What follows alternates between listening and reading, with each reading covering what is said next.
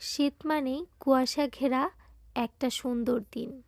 সূর্য উঁকি মারবে কুয়াশার আড়াল থেকে। আর শীত মানেই নিত্য নতুন সবজির সমাহার। হ্যালো বন্ধুরা, কেমন আছো তোমরা সবাই? আশা করছি সবাই অনেক বেশি ভালো আছো এবং সুস্থ আছো। আলহামদুলিল্লাহ, তোমাদের দোয়া এবং ভালোবাসায় আমিও অনেক বেশি ভালো আছি এবং সুস্থ আছি। প্রতিদিনের মতো চলে আসলাম নতুন আরেকটি ভিডিও নিয়ে। তা আজকের ভিডিওটা শুরু করছি রাত্র থেকে। আয়নের বাবা বাজার থেকে আসার সময় বেশ কিছু সবজি নিয়ে এসেছিল, তো সেগুলোই একটুখানি গুছিয়ে রাখছিলাম, ভাবলাম তোমাদের সাথেও শেয়ার করি। আর এইখানে দেখো ধনিয়া পাতা। তো এই ধনিয়া পাতাগুলো একটু ভিজে ভিজে ছিল। বাজার থেকে আনলে দেখবা ধনিয়া পাতার গায়ে কিন্তু অনেকটাই পানি থাকে। তো এই অবস্থায় যদি রেখে দেই তাহলে কিন্তু ধনিয়া পাতা 1-2 দিনের মধ্যেই পচে যাবে। তার জন্য আমি এভাবে কখনোই রাখি না। তো আমি যে প্রসেসে রাখি আজকে সেটাই তোমাদের সাথে শেয়ার করব। তোমরাও কিন্তু চাইলে এভাবে রাখতে পারো। ধনিয়া পাতা শেষ হয়ে যাবে কিন্তু পচবে না। তো এই তো দেখো, এখানে আমি সবজিগুলো সব প্যাকিং করে নিয়েছি। এগুলো ফ্রিজে রাখবো, কারণ একদিনে তো আর এত সবজি খাওয়া যাবে না। তো এগুলো এখন ফ্রিজে তুলে রেখে দিব। শীতের দিনে এই ব্যাপারটা অনেক বেশি ভালো লাগে যে বিভিন্ন কালারের অনেক ধরনের সবজি পাওয়া যায়। দেখেই যেন চোখ জুড়িয়ে যায়। আর এই বিভিন্ন কালারিং সবজি দিয়ে যখন আমরা কোনো ভাজি করি বা রান্না করি তখন দেখতেও সেটা অনেক বেশি ভালো লাগে, খেতে তো অবশ্যই ভালো লাগে। তা আমার সবজিটা কিন্তু অনেক বেশি পছন্দ, তার জন্যই আমার শীতকালটা ভালো লাগে এই সবজি খাওয়ার জন্য। কিন্তু শীত আমার একদমই পছন্দ না। তো এই তো আমি এগুলো ফ্রিজে রেখে দিলাম। আর আমার মনে হয়েছিল যে জালির ভিতরে খুব একটা চাপা চাপা থাকছে ধনিয়া পাতাগুলো, তার জন্য আমি এখানে একদম ডালাই করে ছড়িয়ে দিচ্ছি খুব সুন্দর করে, যাতে করে শুকিয়ে যায়। যাদের হাতে খুব সময় কম বা তাড়াতাড়ি করে রেখে দিতে চাচ্ছ তারা কিন্তু চাইলে একটু ফ্যান ছেড়ে বাতাস দিয়ে শুকিয়ে নিতে পারো। তো আমার হাতে তেমন কোনো তাড়া নেই, তার জন্য আমি রাতে এইভাবে ডালাই করে রেখে দিব। এই যে আলমারি, এটাতে রেখে দিব। আর এখানে লাউটাও রেখে দিয়েছি, কারণ ইঁদুরে আবার কেটে ফেলতে পারে। তো এই তো দেখো, এখন হচ্ছে রাতে 12:30। আয়নের বাবার হঠাৎ করে মনে হলো যে নুডলস খাবে। তো কি আর করার, সে আমাকে হেল্প করতে চলে আসলো। বলল যে আমি তোমাকে পেঁয়াজ কেটে দিচ্ছি, তবু আমাকে নুডলসটা বানিয়ে দাও। তো এই তো দেখো, এখানে আমি নুডলসটা সিদ্ধ করার জন্য পানি দিয়ে দিয়েছি।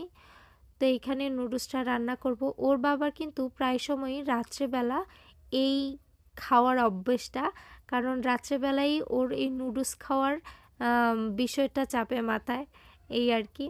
তো ওর ইচ্ছে, ওর একটু ভালো লাগে নুডলস খেতে। আর রাত্রেবেলাতেই যেহেতু সময়টা পায়, সারাদিন তেমনভাবে বাসায়ও থাকে না, তাই কোনো আবদার করারও সময় থাকে না। তা আমিও চেষ্টা করি ওর আবদারটা রাখার। তো এই তো নুডলস করে দিলাম। এখানে 2টা নুডলস করেছি, তো আমরা 3জন মিলে খাচ্ছি। যেহেতু রাত্রে ভাত খেয়েছি, অতটা খেতে পারবো না, তাই অল্প অল্প করে 3জনই খেয়ে নিই। কনকনে শীতের সকালে তোমাদেরকে অনেক অনেক শুভেচ্ছা এবং ভালোবাসা জানিয়ে শুরু করছি পরের দিন সকালবেলা। তাই তো। আর এখানে দেখো, আজকে ইচ্ছে হলো যে একটু কচুর ভুটি করে খাবো, তার জন্যেই কচুর ডিগ নিতে চলে এসেছি। তো এই তো দেখো, আমি কচুর গাছগুলো কেটে নিচ্ছি। এই ভুটিটা আমার খেতে অনেক বেশি ভালো লাগে, আর আমার ছেলেও কিন্তু অনেক পছন্দ করে। তো সেগুলোই একটু একটু করে কেটে নিচ্ছি। এইখানে আমাদের বেশ কিছু কচু গাছ ছিল, এগুলোর থেকে আমরা প্রায় সময় নিয়ে নিয়ে খাচ্ছি।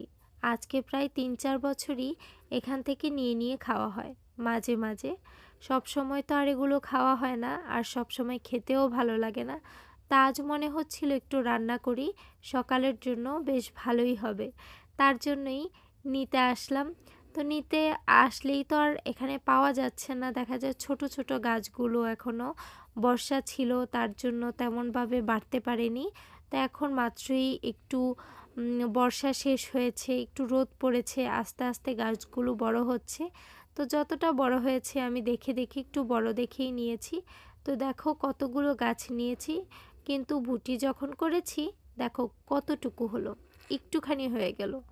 এই হচ্ছে অবস্থা, কড়াই ভর্তি কিন্তু কচু ছিল, সেগুলো একদম শুকিয়ে এই পর্যায়ে এসেছে।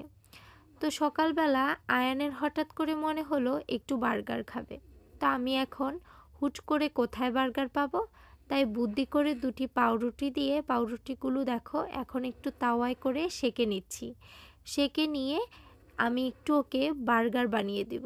যদিও এটা বার্গার হয় না, কিন্তু ওই যে সান্ত্বনা পুরস্কার বলতে একটা কথা আছে না, তো আমি আমার ছেলেকে সেই সান্ত্বনা পুরস্কারই দিলাম বলতে পারো।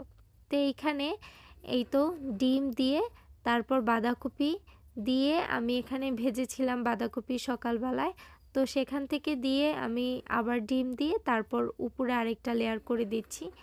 এই হচ্ছে ব্যাপার। আসলে ও যখন বাঁধাকপিটা দেখছিল আমি নিয়েছি ভাজার জন্য, তো ওটা দেখে ওর মনে পড়েছে যে বার্গার খাবে, কারণ ওই যে বার্গারের ভিতরে লেটুস পাতা দেয়, তো ও ভেবেছিল এটাই সেই লেটুস পাতা। দেখো কাঁচা আমাকে এনে দিয়েছে যে মা বার্গারের ভিতরে দাও, কিন্তু এটা তো লেটুস পাতা না। ওকে বোঝাচ্ছি কিন্তু ছোট মানুষ বুঝতে চাইছে না। তো এই তো ওকে বার্গার বানিয়ে দিচ্ছি, ও তো খেয়ে এটা মহা খুশি। তো ছেলের খুশিতেই আমার খুশি। যদিও বা আজকে বিকালেই বাজারে নিয়ে যাব, বার্গার খাওয়াবো, কিন্তু এখন একটু সান্ত্বনা পুরস্কার দিলাম, তা না হলে তো ছোট মানুষ মন খারাপ করবে, তার জন্যই দেওয়া। তো এই তো চলো আবার কাজে ফিরি। ছেলেকেও সামলাতে হয় সারাদিনে, ফাঁকে ফাঁকে কাজও করতে হয়। একটা না কখনোই কাজ শেষ করতে পারছি না, আবার একটা না ছেলেকেও দেখতে পারছি না।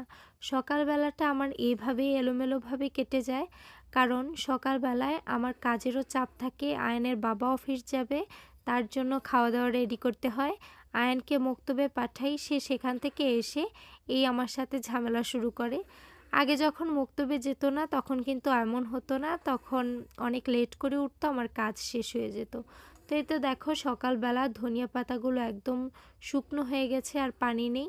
এখন এগুলোকে আমি একটা বক্সে করে মুখ বন্ধ করে এই দেখো ঢাকনা দিয়ে তারপর আমি এটাকে নর্মাল ফ্রিজে রেখে দেব। এইভাবে শুকনো মানে ভেজা অবস্থায় রাখা যাবে না, তাহলে কিন্তু পচে যাবে। এভাবে শুকিয়ে যদি এরকম বক্সে করে নর্মাল ফ্রিজে রেখে দাও বেশ অনেক দিন থাকবে। তা আজ এ পর্যন্তই। আল্লাহ হাফেজ। আসসালামু আলাইকুম।